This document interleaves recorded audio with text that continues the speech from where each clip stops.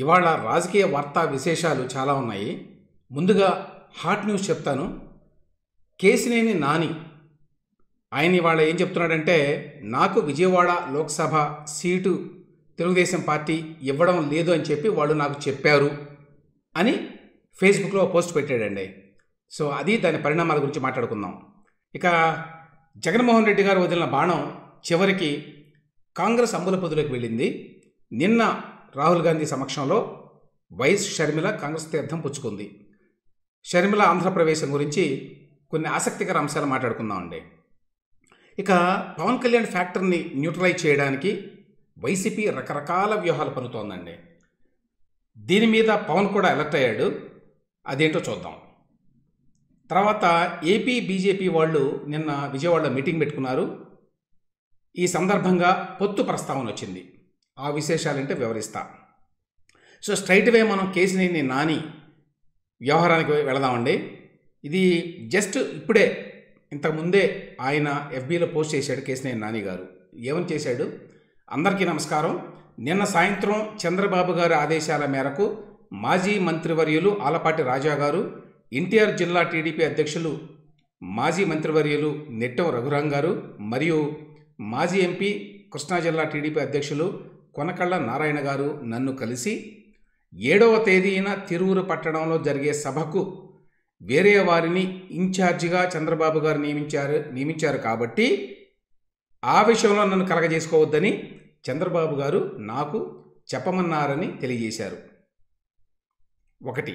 రెండవది, అట్లాగే రాబోయే ఎన్నికల్లో నా స్థానంలో విజయవాడ లోక్సభ అభ్యర్థిగా వేరే వారికి అవకాశం ఇవ్వాలనుకుంటున్నారని, కాబట్టి ఎక్కువగా పార్టీ వ్యవహారాల్లో నన్ను జోక్యం చేసుకోవద్దని చంద్రబాబు గారు ఆదేశించారని నాకు తెలియజేశారు. అధినేత ఆజ్ఞలను తూచా తప్పకుండా శిరసావహిస్తానని వారికి నేను హామీ ఇచ్చాను అని చెప్పి చంద్రబాబు నాయుడు గారితో కలిసి ఉన్నటువంటి ఈ ఫోటోను కూడా పెట్టారు. మీరు స్క్రీన్ మీద చూడవచ్చండి. ఇది చాలా ఇంపార్టెంట్ డెవలప్మెంట్.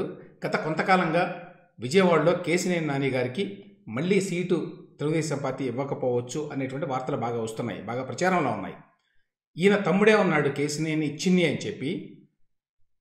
అతని పేరు యాక్చువల్గా శివనాథ్. కేశినేని నాని అసలు పేరు కేశినేని శ్రీనివాస్. సో ఆ కేశినేని చిన్నీకి ఇస్తారు ఈసారి అని చెప్పి గత కొంతకాలంగా రూమర్లు వస్తున్నాయి. అతను కూడా చాలా యాక్టివ్గా ఉన్నాడు. అతను తెలుగుదేశం పార్టీకి దగ్గరగా ఉన్నాడని, కేశినేని నాని గారు కొంత దూరంగా ఈ మధ్యకాలంలో వ్యవహరిస్తున్నాడని మనం అంతా చూస్తూనే ఉన్నాం. ఒక కారణం ఏంటంటే కేశినేని నాని గారు ఇప్పటికి 2 సార్లు విజయవాడ పార్లమెంటు నుంచి తెలుగుదేశం పార్టీ ఎంపీగా గెలిచాడండి. ఆయన పనితీరు పట్ల ఎక్కువ మందికి ఏమీ అసంతృప్తి ఉన్నట్టుగా అయితే లేదు. అయితే కొంచెం ముక్కుసూటి మనిషి. దానివల్ల అతను కొంచెం పార్టీ అధినేత గురించి అలాగే పార్టీ నాయకత్వం గురించి అనేక సార్లు ఎలా పడితే అలా మాట్లాడుతున్నాడని, ఆయనకు తగిన గౌరవం ఇవ్వడం లేదని, ఇట్లాంటివి చాలా ఉన్నాయి ఆ పార్టీలో. అందువల్ల గత కొంతకాలంగా కూడా పార్టీ నాయకత్వానికి కేశినేని నాని గారికి మధ్య కొన్ని పరపచ్చాలు ఉన్నాయి అనే విషయం అందరికీ తెలుసు. అయితే సీట్ ఇస్తారు, ఎవరు ఇస్తారు అని చెప్పి ఇట్లా నడుస్తూ ఉంది. ఇవ్వకపోతే కేశినేని నాని ఊరుకుంటాడా 2 సార్లు ఎంపీగా గెలిచిన తర్వాత అనేటువంటి అభిప్రాయం కూడా చాలాసార్లు వ్యక్తం అవుతూ ఉంది. ఈ నేపథ్యంలో ఆయనంతటా ఆయనే ఎఫ్బీలో ఈ పోస్ట్ పెట్టి ఇంత సామరస్యంగా మరి ఈ విషయాన్ని చెప్పటం ఒక విశేషం అయితే, రెండవది నాకు సీటు ఇవ్వం అని చెప్పారు ఈ పార్టీ మధ్యవర్తులు నాకు వచ్చి. అంతేకాదు ఎక్కువగా పార్టీ వ్యవహారంలో జోక్యం చేసుకోవద్దని చంద్రబాబు గారు ఆదేశించారని చెప్పి వాళ్ళు నాకు తెలియజేశారు. అధినేత ఆజ్ఞలని తూచా తప్పకుండా శిరసావహిస్తాను అని చెప్పి నేను వారికి హామీ ఇచ్చాను అని కూడా రాయటం అంటే విశేషం అండి. ఇది ఇంత సంయమనంతో కేశినేని నాని ఎందుకున్నాడు? తర్వాత బలిస్ట్ అవుతాడా? ఇప్పటికిప్పుడు ఎలా ఉన్నాడా? లేకపోతే ఈయనకేమన్నా ప్రత్యేకంగా హామీ ఇచ్చిందా తెలుగుదేశం పార్టీ అనే విషయాలు తెలియదు.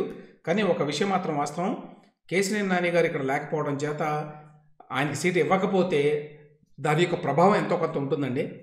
విజయవాడ సీటు తెలుగుదేశం పార్టీకి ట్రెడిషనల్గా కొంత స్ట్రాంగ్ సీటు. గత 2 ఎన్నికల్లో గెలిచారు కాబట్టి ఇంకొంచెం ఎక్కువ స్ట్రాంగ్ అనుకోవాలి. అటువంటి సీటు విషయంలో మరి తెలుగుదేశం అధినాయకత్వం ఈ నిర్ణయం తీసుకున్నది. కాబట్టి ఈ నిర్ణయం యొక్క ప్రభావం ఎలా ఉండబోతోంది, దీని పరిణామాలు ఎట్లా ఉండబోతున్నాయి అనేది తెలియదు. ఇప్పటికైతే కేశినేని నాని గారు చాలా సంయమనంతో, చాలా ఒబీడియంట్గా అధినేత ఆజ్ఞలను తూచా తప్పకుండా శిరసావహిస్తాను అన్నాడు. అది కూడా అన్లైక్ హిమ్ అండి, very uncharacteristic of Kesineni Nani గారు. ఆయన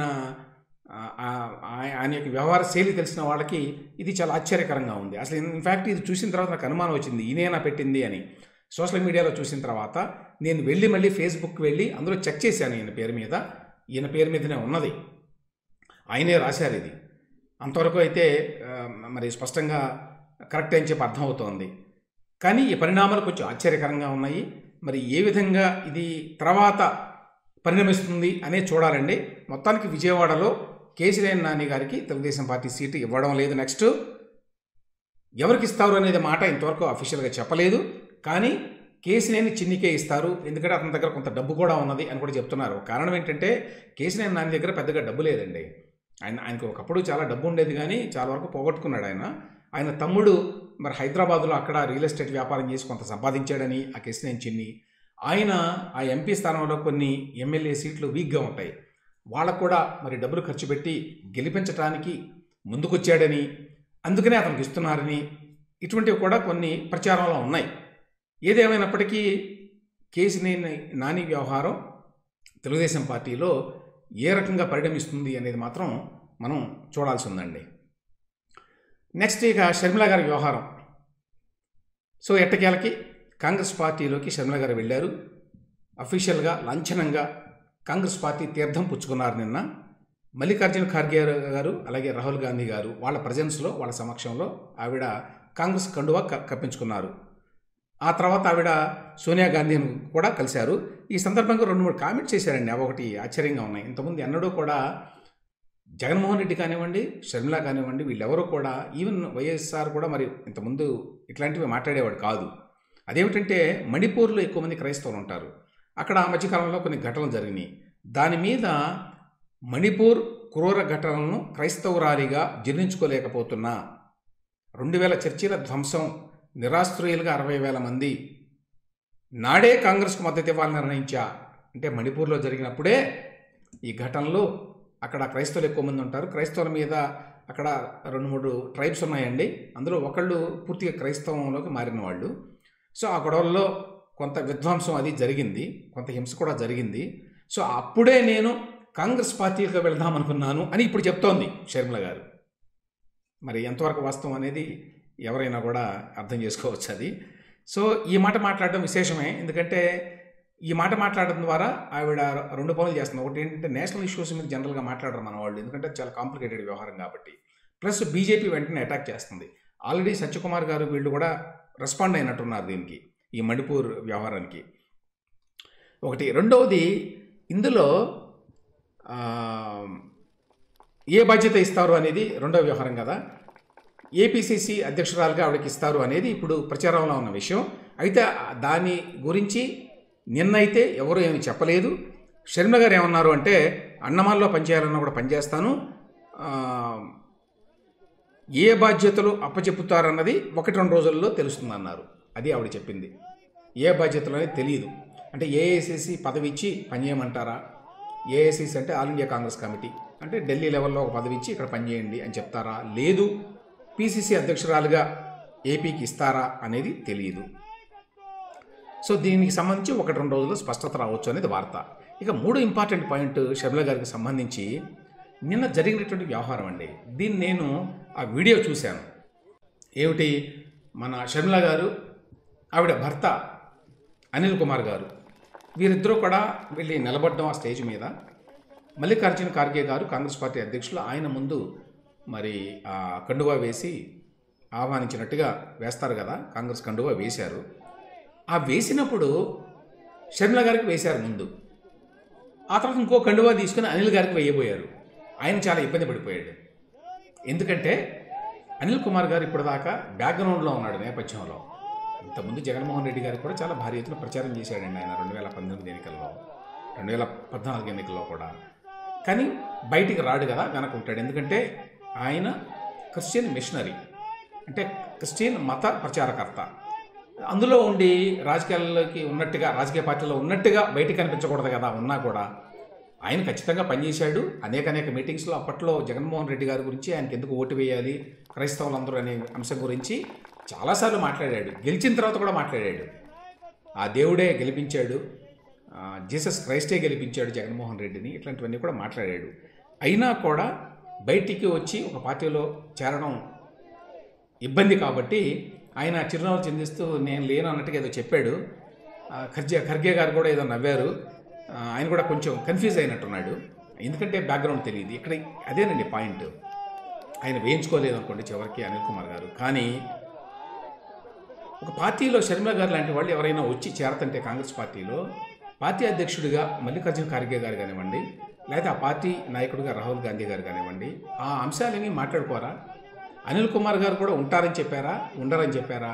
పార్టీలో వచ్చి ఎవరు చేరతారు అనే విషయం వాళ్ళకి అవగాహన లేదా? ఒక షర్మిల గారే చేరతారు, ఆవిడ భర్త ఆయన క్రిస్టియన్ మిషనరీగా పనిచేస్తున్నారు కాబట్టి ఆయన అధికారికంగా పార్టీలో చేరరు, వెనకుండి పనిచేస్తారు అనే విషయాన్ని స్పష్టంగా వాళ్ళు మాట్లాడుకోరా? అలా మాట్లాడుకోకుండా గందరగోళంగా స్టేజ్ మీదకి ఎవరొస్తే వాళ్ళకి కండువాలేస్తారా? ఇది దాదాపు అన్ని పార్టీల్లో చూస్తామండి ఈ రకమైన వ్యవహారం. ఎవరు చేరుతున్నారు, ఏంటి, పూర్తిగా వివరాలు తెలుసుకోకుండా అంత హడావుడిగా ఎందుకు చేస్తారు పార్టీల వాళ్ళు అనేది తెలీదు. ఇక్కడ అది ఎంత ఎంబరాసింగ్ సిచ్యువేషను. ఆ టైంలో ఆయన చాలా ఇబ్బంది పడిపోయి అనిల్ కుమార్ గారు ఆయనది చెప్పటము, ఈయనేమో మరి ముందే నాకు చెప్పలేదే అన్నట్టుగా చూసి ఏదో ఒక ఇబ్బందికరమైన నవ్వు నవ్వడము, ఇదంతా జరిగింది స్టేజ్ మీద. చాలామంది అబ్జర్వ్ చేసి ఉంటారు, కానీ నేను అబ్జర్వ్ చేశాను అది. బట్ పార్టీలో చేర్చుకునే ముందు ఇది వ్యవహారం, మొత్తం వ్యవస్థ ఇది. ఇదిగో షర్మిల గారు ఉన్నారు, ఈవిడ ఫలానా వైఎస్ గారి కూతురు, జగన్మోహన్ రెడ్డి గారి సోదరి, ఈవిడ తల్లి కూడా కొంతకాలం రాజకీయాల్లో ఉన్నది, ఆవిడ కూడా మరి ఎమ్మెల్యేగా కొంతకాలం ఉన్నది, ఆ పార్టీ గౌరవాధ్యక్షురాలుగా ఉన్నది వైఎస్ఆర్సీపీకి. ఆవిడ తల్లి ఇప్పుడు షర్మిల గారి వెంట ఉన్నదా లేదా అంటే మనకు తెలిసినంతవరకు వెంట ఉన్నది, షర్మిల గారి వెంటే ఉన్నది ఆవిడ. ఇవన్నీ కూడా వాళ్ళు తెలుసుకోవాలా కాంగ్రెస్ పార్టీలో చేర్చుకునేటప్పుడు? ఎవరెవరు వస్తున్నారు, ఎవరెవరు ఉంటారు, దానివల్ల లాభం ఏంటి, నష్టం ఏంటి పార్టీకి, ఆ అంశాల లోతుల్లోకి వెళ్లకుండా చేస్తారా అనేది ఒక విషయం అండి, చాలా ఆశ్చర్యకరంగా ఉండేది. రెండవది, షర్మిల గారు ఇప్పుడు ఆ పార్టీలో కాంగ్రెస్ పార్టీలో చేరటం వల్ల ఏం జరుగుతుంది అంటే, ఫస్ట్ పాయింట్ ఏంటంటే ఇంతకుముందు చెప్పినట్టుగా కొంతవరకు సరే జగన్మోహన్ రెడ్డి గారికి నష్టం. ఇప్పుడున్న పరిస్థితుల్లో జగన్మోహన్ రెడ్డి గారు మరొకసారి గెలవడం అనేది ఆంధ్రప్రదేశ్ రాష్ట్రానికి అంత మంచిది కాదు. కాబట్టి ఆ నేపథ్యంలో షర్మిల గారు వచ్చి ఎంతో కొంత గండి కొడతారు కాబట్టి జగన్మోహన్ రెడ్డి గారి ఓటు బ్యాంకుకి, దానివల్ల వేరే వాళ్ళు ఎవరైనా గెలిచేటువంటి అవకాశం ఉంటుంది కాబట్టి అంతవరకు మంచిది అనే అభిప్రాయం ఒకటి ఉండగా, రెండవది యాక్చువల్గా ఇంపాక్ట్ ఏముంటుంది షర్మిల గారు కొత్తగా ఈ పదవి స్వీకరించడం వల్ల పెద్దగా ఏముండదండి. ఫస్ట్ పాయింట్ ఏమిటంటే, అసలు ఆంధ్రప్రదేశ్లో పొలిటికల్ వ్యాక్యూమ్ లేదు. ఏముందండి అక్కడ రాజకీయంగా? అక్కడ చోటు లేదు. జస్ట్ కాంగ్రెస్ పార్టీకి ఈవిడేదో నాయకత్వం బాధ్యతలు వహిస్తే అంత మాత్రం చేత కాంగ్రెస్ పార్టీ ఏదో పెద్ద ఎత్తున అక్కడ ప్రభావం చూపలేదు. కాబట్టి ఇప్పట్లో కనీసం 2024 ఎన్నికల్లో షర్మిల గారు లేక కాంగ్రెస్ పార్టీ ఆంధ్రప్రదేశ్లో పెద్ద ప్రభావం చూపుతారు అనుకోవడానికి లేదు. ఓన్లీ థింగ్ ఏంటంటే జగన్మోహన్ రెడ్డి గారికి కొంత ఇబ్బంది కలిగిస్తారు అంతే, కంట్లో నలుసులాగా ఉంటారు. రెండవది ఇంకో పాయింట్ ఏంటంటే, షర్మిల గారి పొలిటికల్ జర్నీ చూడండి, గొప్ప జర్నీ కాదు అది. ఎందుకంటే మీరు రాజకీయాలకు ఎందుకు వచ్చారు?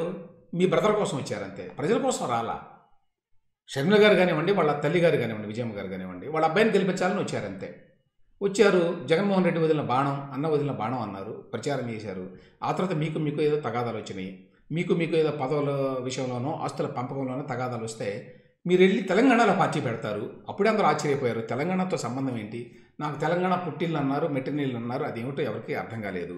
నేను తెలంగాణలో పుట్టాను, తెలంగాణలోనే పెరిగాను, తెలంగాణలోనే చదివాను, నేను తెలంగాణ ఆడపడుచుని, నేను తెలంగాణ పౌరురాల్ని, ఇట్లా అప్పట్లో తెలంగాణ రాగం అందుకొని తండ్రి పేరుతో పార్టీ పెట్టి ఏదో చేయాలనుకున్నారు.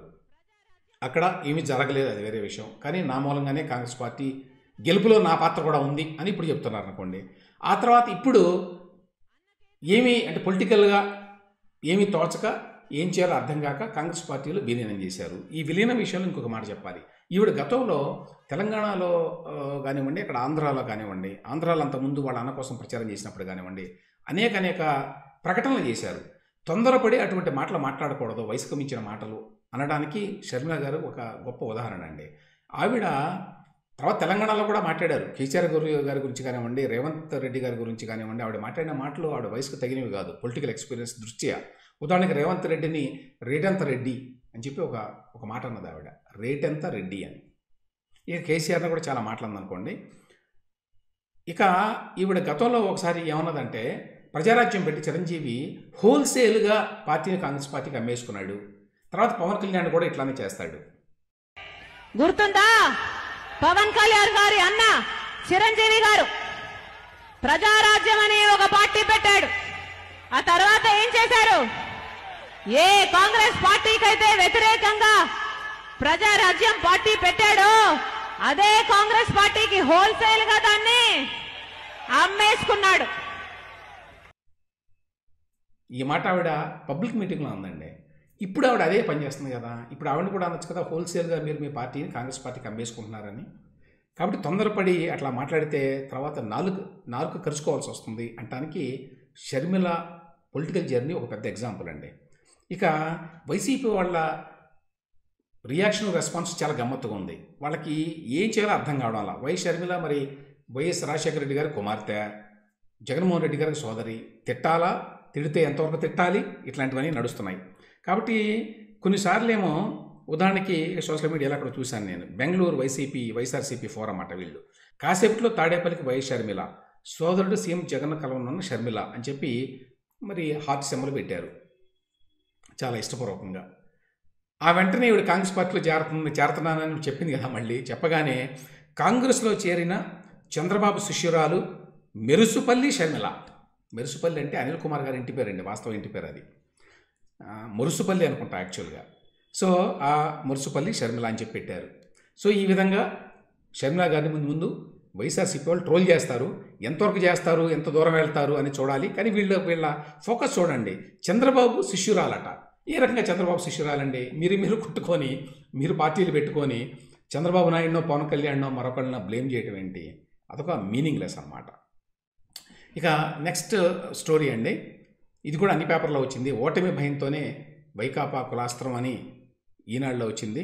అలాగే ఆంధ్రజ్యోతిలో జనసేన పైకి జగన్ కాపు అస్త్రం అని చెప్పి.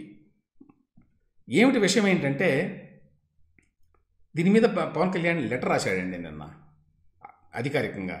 ఏమనంటే, వైసీపీకి ఓటమి కళ్ళెదుట కనిపిస్తోంది, అందుకే కొందరు కాపు పెద్దలు రెచ్చగొడుతోంది. విషయం ఏంటంటే, ఎప్పుడైతే పవన్ కళ్యాణ్ తెలుగుదేశం పార్టీతో పొత్తు పెట్టుకున్నాడో ఈ కాంబినేషన్లో ఈ కాపు ఓట్లన్నీ కూడా ఈ అలయన్స్కే వెళ్ళేటువంటి అవకాశం ఉంది.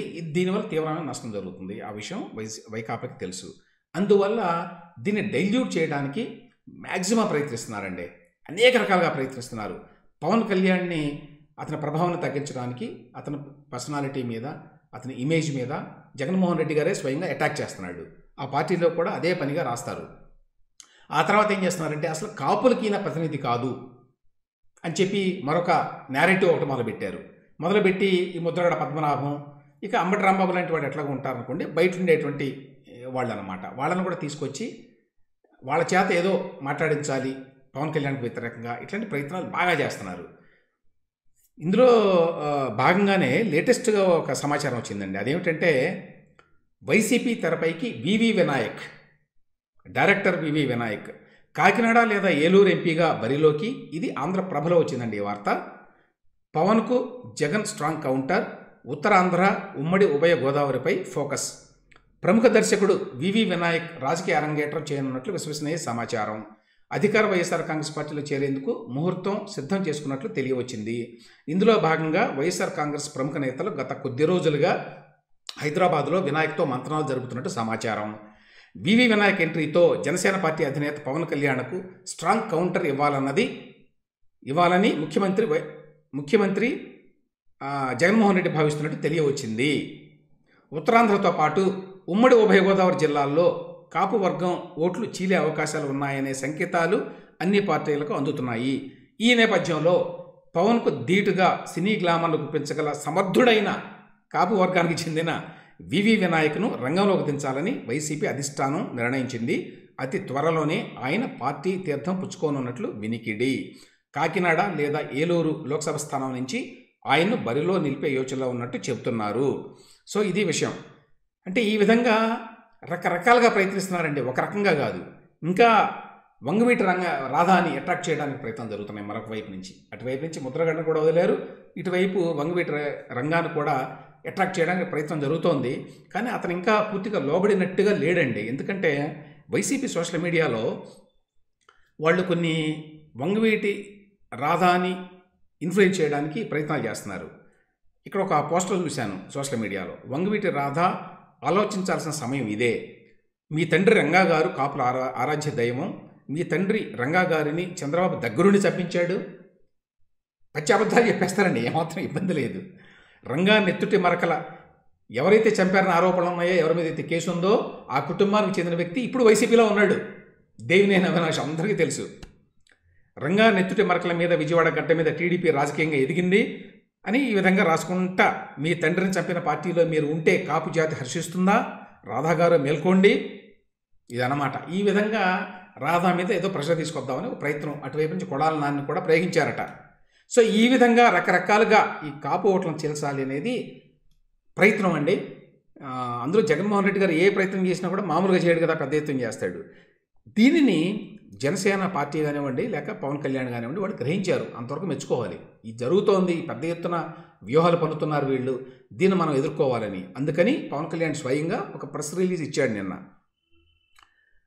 ఇందులో ఏంటంటే వచ్చే సార్వత్రిక ఎన్నికల్లో ఓటమి తప్పదని వైసీపీకి స్పష్టంగా తెలుస్తోందని, అందుకే కాపు పెద్దలను తనపైకి రెచ్చగొడుతోందని జనసేన అధినేత పవన్ కళ్యాణ్ అన్నారు. ఈ లెటర్లో ఆయన రాసిందనమాట.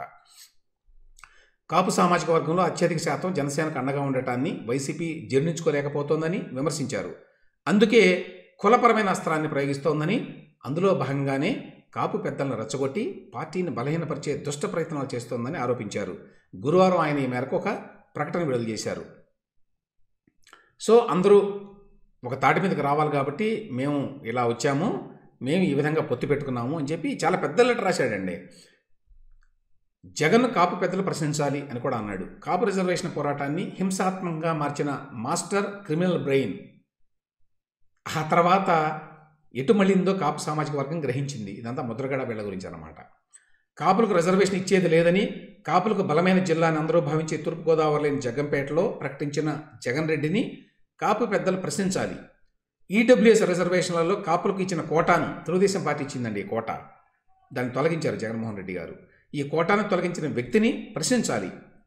కాపులను కాపు నాయకులతో తిట్టిస్తూ తూలనాడిస్తున్న వ్యక్తిని కాకుండా నన్ను దూషించడం వల్ల ఎవరికి ప్రయోజనమో గ్రహించాలి. కుట్రలు కుతంత్రాలతో అల్లిన వైసీపీ వలలో చిక్కుకోవద్దని నేను గౌరవించే కాపు పెద్దలకు సమనీయంగా విజ్ఞప్తి చేస్తున్నాను. వైసీపీ ప్రాయోజిత అంటే స్పాన్సర్డ్ అన్నమాట విషపూరిత ప్రచారాలను, తప్పుడు అభిప్రాయాలతో కూడిన విశ్లేషణలు, వార్తలను విశ్వసించవద్దని చాలామంది కాపు విశ్లేషకుల్ని, వ్యాఖ్యాతలను కూడా దించుతారండి రంగంలోకి. ఆల్రెడీ ఉన్నారు, ఇంకా దించుతారు ముందు ముందు. సో విశ్లేషణలు, వార్తలను విశ్వసించవద్దని కాపు సామాజిక వర్గంతో పాటు ప్రతి ఒక్కరికి విజ్ఞప్తి చేస్తున్నానని చాలా పెద్ద లేఖ, 2 పేజీల లేఖ రాశారంటే. సో వాళ్ళ ప్రయత్నం అయితే వాళ్ళు చేస్తారు. పవన్ కళ్యాణ్ ఎంత మేరకి వాళ్ళు చేసేటువంటి ప్రచారాన్ని ఎదుర్కోగలడు అనే దాని మీదనే ఆయన విజయావకాశాలు ఆధారపడి ఉంటాయండి. ఇవండి ఇవాళ ముఖ్య వార్తలు. ప్రచారాన్ని ఎదుర్కోగలడు అనే దాని మీదనే ఆయన విజయావకాశాలు ఆధారపడి ఉంటాయండి. ఇవండి ఇవాళ ముఖ్య వార్తలు, వాటి విశ్లేషణలు.